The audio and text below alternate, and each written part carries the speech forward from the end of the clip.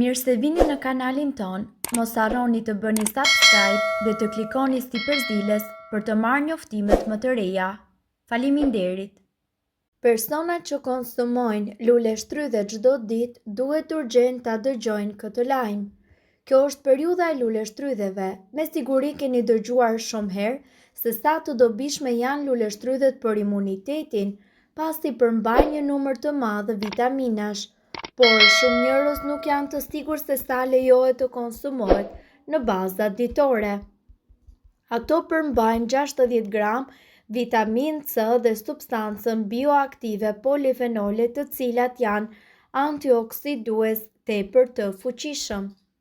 Rekomandohen për fëmijët dhe të rriturit të cilët vuajnë nga anemia dhe jo vetëm, pasi lule shtrydhet gjithashtu përmbajnë edhe acid folik, vitaminë E, provitaminën A, vitamina B dhe minerale si për shembull mangan, hekur, kalcium dhe magnez. Por edhe pse mund të përdoren në ëmbëlsira, smoothie ose lëngje që ju konsumoni, duhet t'i kushtoni vëmendje sasisë që ju konsumoni, veçanërisht në rastet kur bëhet fjalë për fëmijë më të vegjël të cilët munden që të jenë edhe alergjik. Nga ana tjetër, nuk rekomandohet për personat të cilët kanë probleme me peshën e tepërt ose me nivele të larta të kolesterolit dhe të trigliceridëve në gjak. Edhe në qoftë se ju nuk keni probleme shëndetësore, është tërësisht e nevojshme që ju të konsumoni dhe t'i kushtoni vëmendje organizmit tuaj se sa ai duhet të marrë në ditë. Gjithashtu, mjekët nga Universiteti Britanik i Oxfordit të rekomandojnë t'i konsumoni ato vetëm aq sa mundeni të mbani në dorë, pa sheqer të shtuar dhe njëkohësisht vetëm 2 ose 3 herë në javë nga ora 5 deri në orën 7. Gjithashtu, lule shtrydhet janë shumë të dobishme për imunitetin, duke qenë se ato përmbajnë një numër të madh vitaminash dhe shumë njerëz nuk janë të sigurt se sa në të vërtetë lejohet që të konsumohet në baza ditore. Ato përmbajnë 60 deri në 70 gram vitaminë C, e cila ka substancën bioaktive polifenol dhe janë antioksidant të fuqishëm. Rekomandohet për fëmijët dhe për të rriturit të cilët vuajnë nga anemia. Si edhe përmbajnë acid folik, vitaminë E dhe gjithashtu vitaminë B, si edhe minerale, mangan, hekur, kalcium dhe magnez. Edhe pse janë një ëmbëlsirë dhe pije freskuese ideale, duhet që t'i kushtoni vëmendje sasisë që konsumoni, veçanërisht kur bëhet fjalë për fëmijët më të vegjël të cilët munden të jenë alergjik ndaj kësaj frute. Nuk rekomandohen për persona të cilët kanë probleme me peshën e tepërt ose nivele të larta të kolesterolit dhe trigliceridëve në gjak.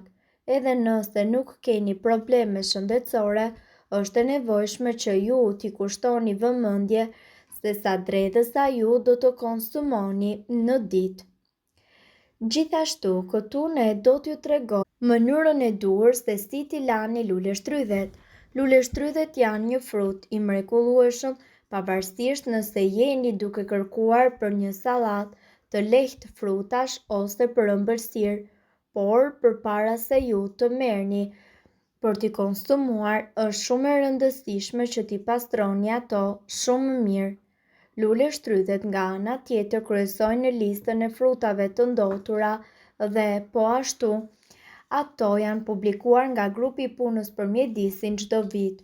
Ky pozicion i parë do të thotë se lule shtrydhet përmbajnë nivele më të larta të pesticideve se sa frutat dhe perimet e tjera. Po ashtu, shumica e njerëzve nuk e kuptojnë se lule shtrydhet kanë veti të ngjashme me sfungjerin dhe kjo do të thotë se ato thithin lehtësisht shumë pesticide të cilat munden të gjenden kudo. Për të shmangur goditjen e ndonjë prej këtyre përbërësve të dëmshëm, Ajo që shumë ekspertë rekomandojnë është që ju duhet t'i lani mirë ato përpara se t'i hani. Larja e luleshtrydheve në ujë me uthull ose krip ndihmon në largimin e pesticideve dhe gjithashtu të baktereve, duke u siguruar që ato të jenë të pastura dhe të pastra të sigurta për të ngrënë. Kur duhen larë luleshtrydhet? Është mirë të lani luleshtrydhet para se t'i hani për shkak se lagështira e tepër do të bëjë që luleshtrydhet të prishen shumë shpejt. Ato duhet të lahen në qoftë se do t'i hamë me një herë. Këshill, nëse keni bler luleshtrydhe organike, larja e tyre me uthull ose krip nuk është aq e rëndësishme. Por luleshtrydhet organike të rritura pa pesticide, thjesht ju duhet që t'i lani në ujë të ftohtë dhe më pas t'i thani ato me peshqir. Si t'i lani luleshtrydhet me uthull? Nëse e keni përdorur uthullën si pastrues në kuzhinën tuaj, duhet të dini se ajo është një ndër mjetet më të fuqishme për pastrim. E njëjta gjë vlen edhe për faktin kur ne do të lajmë luleshtrydhet. Sipas Andrea Matis, nuk duhen më shumë se 5 minuta për të larë luleshtrydhet me uthull. Fillojmë duke mbushur një tas me 4 pjesë ujë të ftohtë dhe 1 pjesë uthull të bardhë. Lëreni luleshtrydhet në një tas për rreth 5 minuta përpara se t'i shpëlani luleshtrydhet me ujë të ftohtë. Më pas thajni me një peshqir ose letër kuzhine. Për shkak se uthulla që vendosim në tas është në sasi të vogël dhe nuk ndikon në shijen e luleshtrydhes. Këshill, në rast se nuk kemi uthull, mund të përdorim sodë buke. Përzini 4 gota ujë me një lugë gjelle sodë buke dhe lani luleshtrydhet për 5 minuta. Si të lani luleshtrydhet me krip? Një tjetër mundësi e shpejtë dhe e lehtë është larje me krip, pasi përveç dheut, baktereve dhe pesticideve do të largoj çdo larvë, mizash dhe krimba të vegjël të bardhë që mund të fshihen brenda. Andrea Matis sugjeron që luleshtrydhet ju t'i njomni në një tas me 8 gota me ujë të nxehtë dhe 2 lugë krip. Lëreni kripën të treten dhe ujë të ftohen përpara se të lani luleshtrydhet. Zhyteni ato për rreth 5 minuta përpara se ju t'i shpëlani ato me ujë të freskët dhe t'i thani. Nga ana tjetër, këtu do t'ju tregojmë edhe se si t'i ruani luleshtrydhet në frigorifer.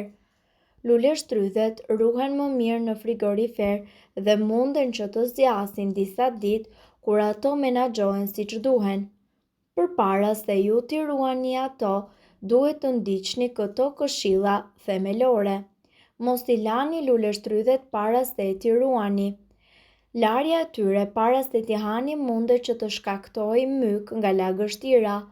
Në vend të kësaj, lajni ato pak para përdorimit dhe lani vetëm sasinë që juve ju nevojitet. Dhe në të njëjtën kohë duhet që të mbani luleshtrydhet të plota, mos t'i hiqni gjethet dhe mos t'i prisni paraprakisht, pasi në këtë mënyrë frutat ekspozohen ndaj elementeve të cilët shkaktojnë prishjen më të shpejtë të tij. Hiqni çdo luleshtrydhe të dëmtuar.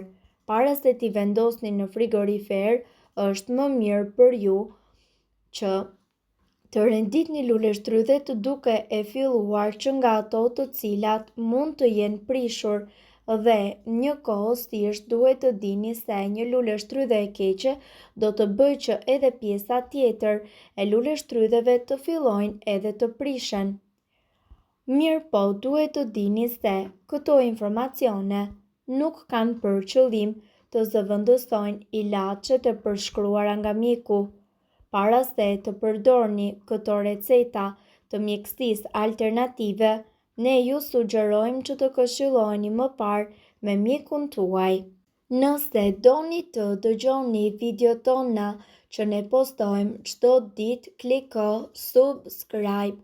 Ju ftojmë gjithashtu të bëni like në videot tona nëse i keni dëgjuar dhe pëlqyer ato. Faleminderit që e pat videon ton.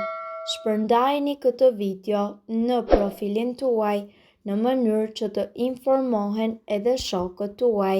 Faleminderit.